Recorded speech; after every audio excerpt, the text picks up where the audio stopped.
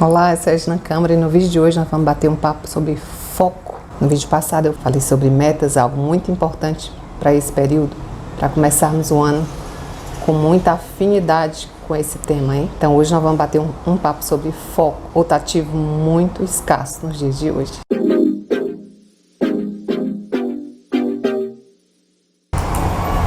Será que o foco é o principal ativo do futuro? Estamos realmente em um mundo que perdeu o foco? Afinal de contas, o que é foco? O que vem a ser o foco? Vocês já ouviram falar sobre o foco? Já foi dito que um dos principais ativos desse século é um ser humano com capacidade de foco. O que é de fato um foco? Se você pensar pelo olhar da medicina, foco é alguma coisa relacionada à inflamação, problema. Se você olhar para a física, é algo de convergência de uma luz, de um foco, mas no sentido de comportamento humano, foco é a tua capacidade de ficar com uma ideia, de um ponto, um objetivo, uma meta, e a partir daquele ponto, daquele foco, só se desviar dele quando você tiver uma solução. Construído isso de início até o fim. É uma capacidade de levar até o fim a realização de uma tarefa. Capacidade também de manter uma conversa fraterna com um amigo, um familiar. De começar a ler um texto e terminar esse texto e com entendimento. É a capacidade que eu tenho de não me desviar das minhas metas originais, tais como eu planejei. Foco tem muitos significados, muitos, mas nós vivemos a era mais grave da falta de foco. Por quê? Nunca tivemos tantos estímulos, nunca tivemos tantas coisas ao nosso redor para nos distrair, principalmente uma ferramenta muito importante para essa era, que é o nosso celular. Estou ouvindo uma música, entra uma notificação e eu me distraio. Minha rede social. Quantas vezes minhas fotos foram vistas? Isso se transformou hoje em uma verdadeira doença. A falta de foco. A falta de foco se transformou hoje em uma característica de que tudo a todo instante pode ser desviado, pode ser desfocada. E aí ninguém consegue manter uma linha reta, nem nas conversas, nem no seu trabalho, nem na sua casa com a sua família. As tarefas são difíceis de serem concluídas. Simplesmente alguém está indo fazer uma coisa e começa a fazer outra e se desvirtua totalmente porque atendeu o celular. Alguém se distrai no trânsito e erra gravemente, perde-se, troca os caminhos. Alguém erra na sua própria atividade porque estava sem foco. E aí foi encomendado para lhe fazer uma tarefa e ela entregou outra. Então o foco é o grande desafio dessa era. Vamos fazer algumas reflexões sobre isso. Sou um aluno e tenho uma grande dificuldade com aquele professor, com aquela matéria. Será que a culpa é só do aluno? Será que a culpa é só do professor que não está entregando um conteúdo interessante? Porque o professor, do ponto de vista dele, vai dizer que o aluno não está interessado. Do ponto de vista do aluno e da família, será que ele tem um transtorno? Será que ele é hiperativo? Ou será que é simplesmente uma aula chata desse professor? Esse tema pode não interessar. Essa distração de um aluno, ela pode não ser de fato uma doença. Pode ser simplesmente uma reação natural a algo que não lhe interessa. A uma aula sem significado. Ou então, quando você já adulto está ouvindo alguém que aquela conversa não lhe interessa. E aí você começa a desviar o seu olhar, não ficar atento. Isso é visível para o outro. Isso também não é uma doença, não. É um déficit de atenção, não é um transtorno. É apenas a realidade de que aquilo não lhe interessa, aquilo não lhe atrai a sua atenção, aquilo não me atrai, aquilo não lhe atrai. Por vezes somos até chatos, né? Somos perceptíveis nessa falta de foco. Às vezes a gente está simplesmente assistindo um filme, às vezes estamos simplesmente lendo um livro que não nos interessa. E aí, graças a isso, nós estamos falando de uma outra coisa, que não é falta de foco, é falta de interesse. Assim como o aluno distraído dentro da aula. Mas aqui eu não me refiro a isso. Me refiro realmente àquelas pessoas que genuinamente querem ler um texto e até gostam daquele texto, mas começam um primeiro parágrafo e se perdem completamente, porque eis que no meio do texto começam a ver o seu celular em outros assuntos, outras coisas, ficam olhando e não conseguem voltar para aquele assunto que estavam tão interessados, porque já não lembram mais do conteúdo lido, não lembram mais nem em que parte estavam, e aí nem a página que estava lendo. você vai ter que ler tudo novamente. Olha como é pouco produtiva a tua falta de foco, a minha falta de foco. Da mesma forma, você está numa conversa e no outro dia você não consegue lembrar do que foi conversado, do que foi dito pelaquela outra pessoa. Simplesmente você estava distraído, sem foco na conversa do outro. Aí se apresentam dois caminhos. Essa questão ela pode ser repetitiva e nós, você, eu, podemos realmente ter um problema com o foco. Tudo nos distrai. Então aí nesse caso é o caminho para procurar um profissional, porque só um profissional, um psicólogo com a boa análise pode lhe dizer se isso é uma questão grave, se é uma questão passageira, uma questão momentânea. E acima de tudo, um profissional muito bem preparado pode lhe dar um diagnóstico. Se nós nesse momento estamos apresentando um transtorno de déficit de atenção, né? Algum déficit de atenção, hiperatividade, que você não consegue se manter naquele foco. E aí nesse caso você pode procurar um médico, um psiquiatra e ser medicado. Mas isso tem que ser encarado com muita responsabilidade. Só nesse caso eu recomendo a procura de um médico, por uma questão psíquica estrutural relativa a foco. E aí você vai passar por um acompanhamento psíquico ou um acompanhamento de medicação, por exemplo. Agora, voltando para o foco, voltando para as pessoas que não têm nenhum problema com esse tema de déficit de atenção, hiperatividade. São pessoas normais, são pessoas que estão distraídas não porque o tema é chato ou não porque esse cidadão tem um transtorno. Eu me refiro às pessoas que simplesmente são normais e que gostariam genuinamente de aumentar, de melhorar o seu foco, porque reconhece que não é natural a quantidade de distração do dia a dia que elas sofrem. Aí nesse caso você tem que reeducar a sua atenção. As nossas atenções atualmente estão completamente educadas, nosso cérebro está totalmente voltado para estar atento às notificações, esses barulhinhos viciantes que distraem nosso cérebro. E aí, viciados nessas notificações, nós não conseguimos manter o nosso desejo de ter uma tarefa executada naquele dia como combinado, de ler um texto que nós nos comprometemos conosco de ler. Nem durante, às vezes, 5 minutos. A gente se distrai no meio de um tempo muito curto. Então, aí eu te recomendo você fazer um exercício consciente de se é leitura que você tem dificuldade, você coloca um alarme e tenta se manter de 5, 10 e até 15 minutos concentrado, sem nenhuma distração para as tuas notificações. De preferência, colocando no silencioso o teu celular. E não ligando a TV, enfim, tentar e conseguir treinar o teu cérebro para ter foco, para ter atenção naquilo que é necessário. Estou usando como exemplo uma leitura de um livro. 15 minutos de foco sobre uma leitura, creio, hoje em dia seja uma grande conquista, principalmente se você é um jovem. Para isso, digo mais uma vez, você tem que afastar a distração. Não coloque música, não ligue a TV, desligue seu celular ou coloque no silencioso. Evite completamente as notificações.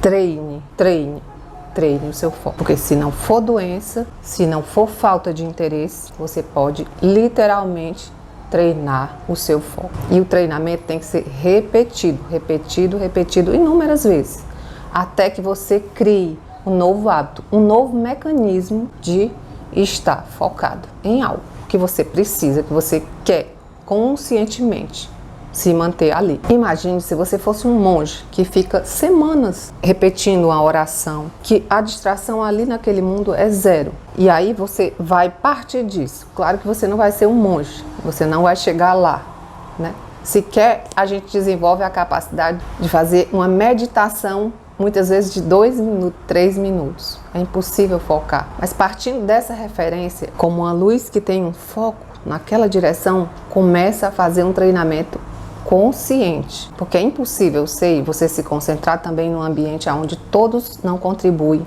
para que você se mantenha focado, mas você precisa, nós precisamos fazer este treinamento. Eu diria até que é uma reengenharia de vida, que a gente precisa começar a assistir um filme e terminar e entender o que você assistiu naquele conteúdo, que você precisa ler um livro e depois dialogar sobre o conteúdo daquele livro, daquele capítulo. Que você assista qualquer que seja o conteúdo e você consiga abstrair, você consiga simplesmente ter um diálogo, um entendimento sobre aquilo, simplesmente porque você permitiu que o seu foco estivesse ali. Você não pode simplesmente também sair lendo, atropelando todos os conteúdos daquele livro ou todas aquelas séries, né, os capítulos daquela série, para contar que você viu, né? Você tem que estar consciente naquela tarefa do que você está fazendo. Por enquanto estamos falando só de leitura ou de assistir um filme, uma série. E é claro que algumas pessoas elas têm mais facilidade em se concentrar, em não se deixar abstrair, e outras menos, principalmente, sobretudo, os jovens. Também acredita-se que tem horários que o nosso cérebro seja mais produtivo, isso é tranquilo. E há momentos e horários em que você consegue focar mais e ter mais produtividade. Dentro de todo esse universo, você tem que ser capaz de entender e de saber conhecer-se a si próprio para verificar qual é o teu momento que você se torna mais produtivo e outros que não. Isso é normal e isso deve ser observado também. Então eu volto a insistir. O foco hoje é uma opção, deve ser uma escolha e deve ser uma entrega para uma tarefa, para qualquer que seja aquilo que você vai fazer. E por que focar? Porque você vai ver melhor seu cérebro, você vai prestar mais atenção numa conversa, você vai aprender a entrar em um tema e ficar nele até o final. E ali ficando, você vai poder repetir, argumentar, pensar, produzir, traduzir o que você quer, o que você pensa, o que você não concorda, o que você concorda. E assim você vai ficar mais eficaz, mais autêntico e até, eu diria, menos cansado. Porque o seu cérebro de idas e vindas, de ponta a outra, sem parar em lugar nenhum, você acaba mentalmente cansada também. Cansado, cansada.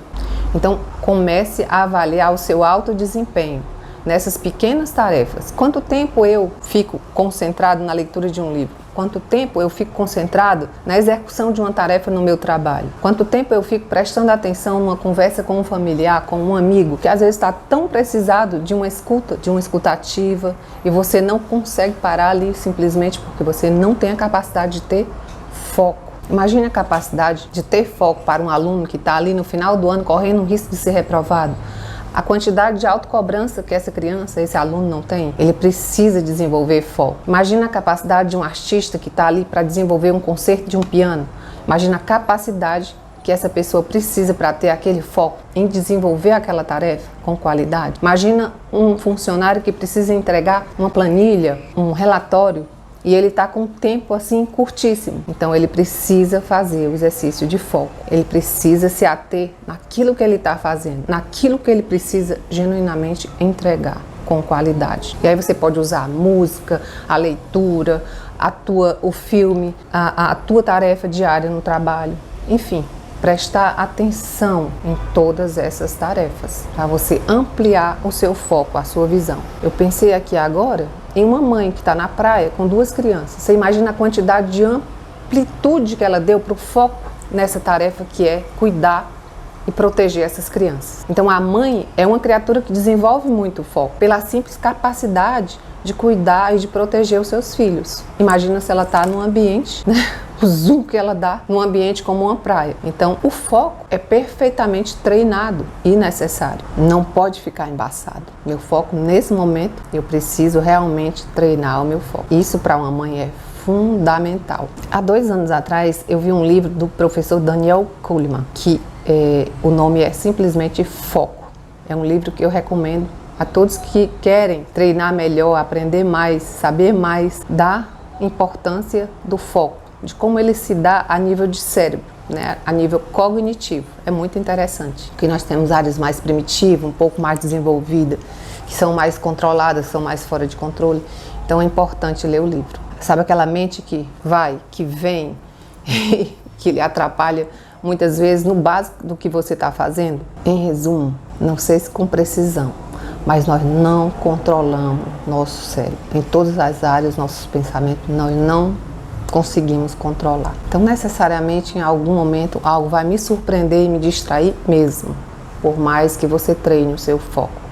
Porque, por mais que nós tenhamos treinado o nosso cérebro para, em qualquer movimento suspeito, em qualquer barulho suspeito, em qualquer ambiente desprotegido, como citei uma mãe na praia com seus filhos, a nossa distração acontece. E aí, então, isso soa como um consolo, né? O professor Kahneman diz que É natural que a gente se distraia e que existe a capacidade no ser humano de treinar o seu foco. E por mais que treine, nós não temos o foco sob controle 100%.